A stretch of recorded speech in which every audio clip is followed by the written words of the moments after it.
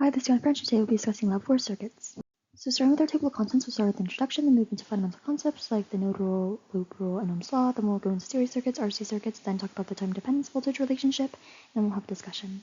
So the main objective of this investigation was to apply the conservation of energy and current principles to various types of circuits to better understand and predict the behavior of capacitors and ohmic resistors. Additionally, multimeters were utilized to collect data, including the potential difference and conventional current. For the results preview, we found that the current was equal to 0.0174 amps, and loop and node rule were supported by our findings, and we also found that there was an exponential relationship between time and RC current. Two of the main fundamental concepts will be applied in this experiment are Kirchhoff's loop rule and node rule. So the loop rule basically says that the sum of the electric potential differences around the loop will equal 0 due to the law of conservation of energy. Look to the left, you'll see a diagram of the circuit, and you can see that all of the voltages equal 0 when you go around the loop. And then the node rule says the amount of energy flowing into the junction of electrical circuit is equal to the amount flowing out in a steady state due to the law of conservation of charge. Some additional concepts that we need to apply in this experiment is Ohm's law, which represents the proportionality between the amount of current and voltage that's running between different points within a conductor, and the ratio of potential difference actually remains constant unless the conditions of the actual conductor are changed. And to the right, you'll see the equation, which is I equals V divided by R, which is current equals voltage divided by resistance. We also see that there is an inversely proportional relationship between the current and the voltage, which basically means as one goes up, the other one will go down. Some other basics we need to know are about circuits in general and capacitance. So capacitance relates to the measure and extent to which charge is stored per unit voltage, and it's basically a capacitor is a two-terminal device holding pairs of opposite charges. And there are various different types, including the parallel plate. So for the first part of this investigation, we're actually looking at series circuits and how it relates to the charge conservation of energy. So the system is a circuit and starting is everything else. So to build the series circuit, we had two 1.5 volt batteries, two resistors, and two ammeters. And we had to predict the current within I1 and I2, and we did that by rearranging Ohm's law and found that I equals V over R, and we found that that was 0.0204, but then when we actually measured the value, we found that it was 0.0174 amps. If we actually found the reverse in the ammeter went backwards, it would actually just change the sign but not the voltage, thus it would be negative 0.0174 volts.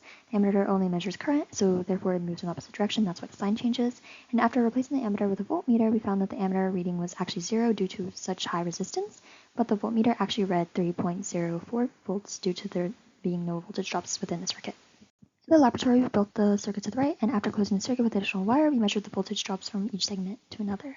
So basically, there were the paths A to B, B to C, C to D, and so on, but we found there were actually only voltage drops from A to B, which is 2.68, C to D, which is negative 0.84, and then E to F, which is negative 1.84, and then we applied the loop rule here, and we saw that the change in voltage was actually 0 when you add all of them together.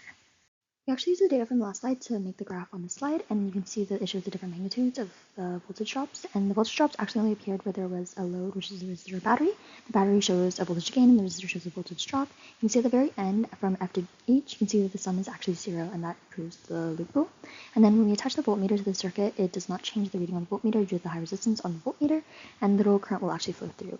But when we changed it to a 100 ohm resistor, the current runs through the ammeter due to low resistance, and resulting in the total resistance only being 47 ohms, and we found the current was actually higher in the 0.0638 amps. And then we also had to find the resistance of different elements. So the 47 ohm resistor was 49 ohms, and then the 100 ohm resistor was 107 ohms, and the other two for the wire and the ammeter were 0.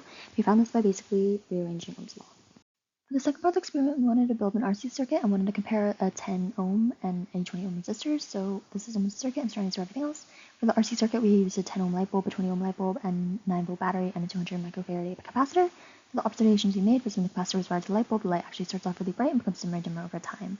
This could possibly be due to the decharging of the capacitor and less current actually flowing to the light bulb. For the data, we found that the 10 ohm light bulb, the charge and discharge were roughly the same, and they were around 11 seconds, and the one for the 20 ohm was double that, and it was about 20 seconds for both of them. For the final part of this investigation, we looked at the time dependence of current and RC circuit when it's discharging. We took the time and voltage measurements at various points in time, and we created a graph that shows the natural log of the voltage divided by the initial 9 volts versus the time, and the predicted RC value was actually 6. We found that the experimental value by taking the inverse of the slope was actually 6.75, and this represents the time constant. And there was actually a linear relationship between the inverse log, and the values were somewhat close. So for some sources of uncertainty, we actually made the assumption that the resistance of the ammeter and the wire are both negligible, which could lead to inaccurate measurements. And with the circuit, there could have been errors with the setup or the longevity of the batteries. This would lead to inconsistencies with the voltage and current flow, and then timing with a stopwatch could lead to inaccurate time measurements for the RC circuit investigation. So what if? How did the virtual ideal simulator emitter behave differently from the real-world one? Like the real-world emitter, the simulated tool had zero resistance, ultimately meaning that more current could flow freely, and there was no limit. The predicted and measured values for the current would actually slightly differ. So why is the measured time different than the predicted time? An ideal battery would result in the instant charge due to the ideal capacitor with zero resistance, which differs from the real-world experiment due to the internal resistance that real-life batteries actually have. Because of this, the measured time of the real-world applications may have more components affecting the time measurement accuracy, so will generally take longer than theoretical models.